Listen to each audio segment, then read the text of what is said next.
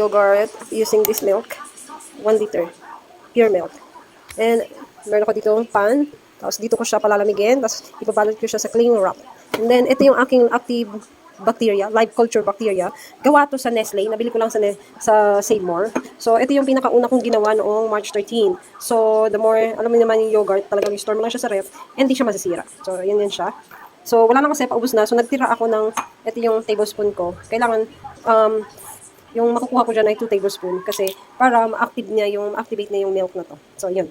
Sana meron pang 2 tablespoon, no? Yun. Ito yung pinakaunang gawa kong yogurt. Okay? You see? Homemade yogurt.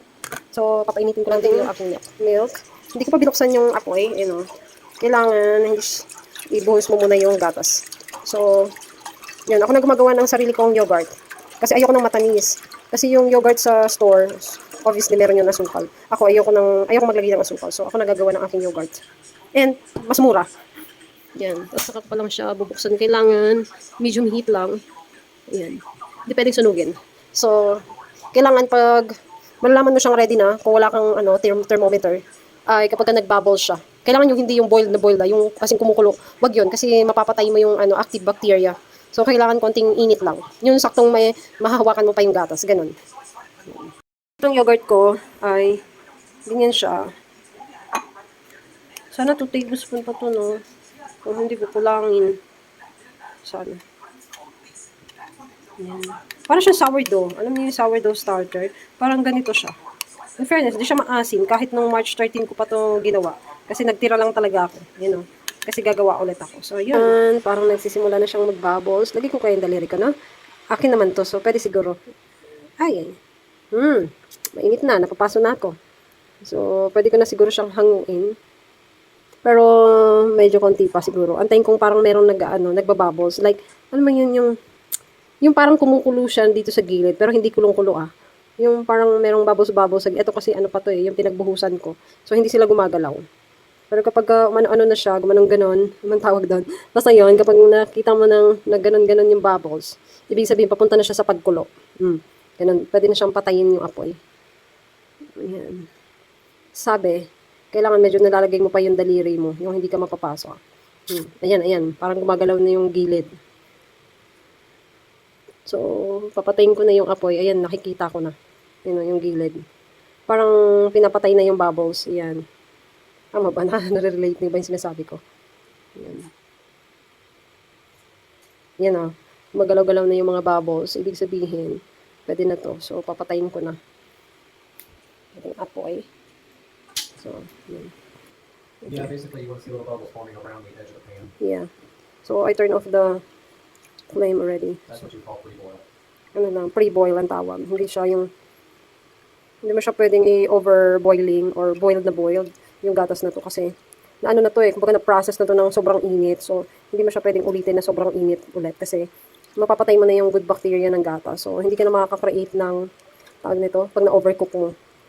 Hindi ka na makakagawa ng magandang outcome ng yogurt. So, dapat saktong init lang. Yan. Ngayon, ililipat ko na siya dito. Yan. Tapos kapag medyo hindi na siya mainit, saka ko palang ilalagay yung yogurt. Kasi hindi pwedeng sobrang init kasi mapapatay yung live bacteria ng yogurt. So, kailangan palamigin ng konti. Yan. Maraming benefits ang yogurt. So, mas makakatipid kasi based on my experience. Ang mahal na kasi ng yogurt ngayon, yung Nestle, 65 pesos. Yun. So, sobrang mahal. So, 2 kainan ko yun. So, and matamis. So, pag ako ang gumawa, hindi siya matamis kasi ayoko na siyang lagyan ng asukal. And ayoko maglagay ng kung ano-ano kasi sa marami mga nakikita kong gumagawa, meron pa silang powdered milk, naglagay pa sila ng mga matatamis, sugar. So, condensed milk yun. Lalagay sila ng condensed. Ako ayoko kasi my own reason ako kung bakit ako kumakain ng yogurt. Gusto ko lang ng yogurt maganda kasi yung yogurt sa katawan and ayoko ng matamis. Yun. Iiwasan ko yung matamis. So, yun. Hinahalo ko to sa aking yung yogurt, sa aking itlog and aking pipino and banana and pipino. So, yun. At saka hindi ko siya sinasala. Ayoko siyang salain kasi gusto ko yung medyo, lang siya, yung liquidy, parang gano'n. Ayoko na medyo thick. Yun, yung normal process lang. Kasi matrabaho din yun yung sasalain mo pa. At saka pang sarili ko lang naman yung paggawa ko nito. Pang consume ko lang sa sarili ko. So, hindi ko siya, binibenta. Guys, yung siya. Tablespoon. Ayan siya. And then, mix. Ganyan lang. Tapos, ililipat ko na yan siya sa lalagyan. Tapos, cover. Kailangan hindi mo siya gagalawin. Kasi binabalot ko lang sa cling wrap. Tapos, iniiwanan ko na dyan sa may kitchen. Tapos, nilalagyan ko ng butas yung cling wrap para makahinga siya. Tapos, ay bukas ng umaga, kasi gabi ngayon 8:30 p.m. So, bukas ng umaga pagkagising ko, ready na siya ilagay sa ref. Ganun, yun. Kinabukasan ko pa siya inilalagay sa ref. So, ganun. Ganun yung kanyang process. So, yan. Okay na to, guys. Ito na. Ayan. Ayan siya. Nakapalot na sa cling wrap. So, nilalagyan ko siya ng butas, konti lang. Pero yung iba kasi, as in, cloth yung nilalagay nila. Yung cotton, yung basahan, parang ganun. So, para cotton yun. So, ito kasi ay cling wrap. So, lalagyan natin ng, ito, butas. Maliit na butas lang para makalabas yung hangin. Pero wag sobrang laki. Yan. Yan lang.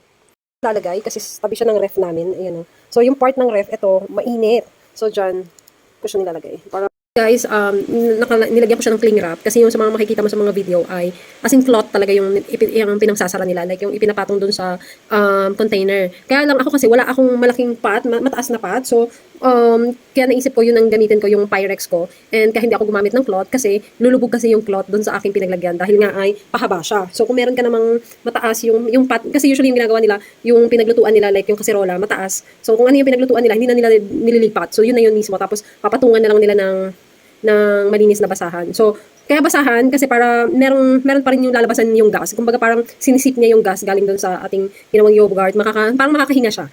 Kaya meron siyang cloth sa taas. So, hindi mo siya totally tatakpan ng as in close lid. So, kailangan cloth talaga. Yung sa akin, kaya nilagyan ko siya ng butas kasi plastic yung ginamit ko. So, kailangan lagyan mo pa rin siya ng butas para merong lalabasan ng gas, ng air. So, yun yung purpose nun. And para maganda yung fermentation process niya. Kaya meron siyang paglalabasan ng hangin. Yung meron kang ganun, binutasan.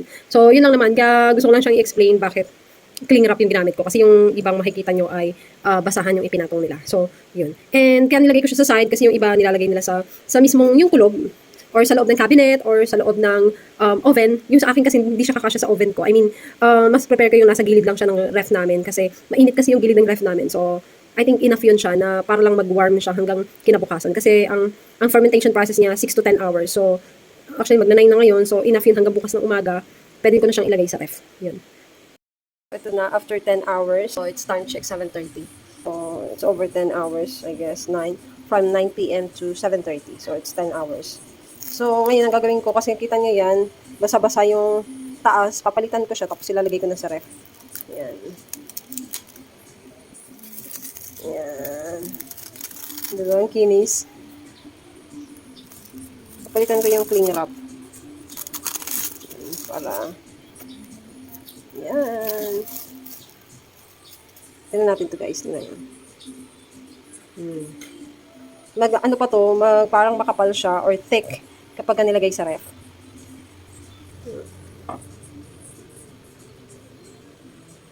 Hindi siya nagpo-focus.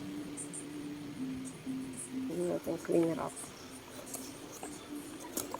Putol pa.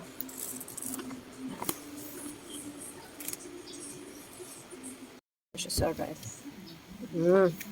See you tomorrow. Guys, intensyahan na natin. Kasi wala na akong yogurt. And first meal, 12:37. So, wala na kasi akong yogurt na gagamitin. So, ilalagay ko na ito. Tingnan nito. Diba? Ganyan siya. Ganyan yung tsura niya. Lipat ko siya dito. Tapos, magtitik pa to habang tumatagal na nasa fridge. Ano pa, parang kakapal pa siya, ganun, dadami. Yung first meal, meron akong chia seed, banana, tapos pipino. And yung ating ginawang Greek yogurt. Yan, nilalagyan ko siya ng label and date para alam ko kung kailan ko siya ginawa. So, hopefully, ito ay abutin ng 1 buwan. So, the more na nasa ref lang siya, okay siya. Huwag lang tatanggalin mo siya sa ref. Siyempre, masisira. And, lang to, ako lang, gagamitin ko lang to pang sarili ko lang, hindi ko siya binibenta. Yan.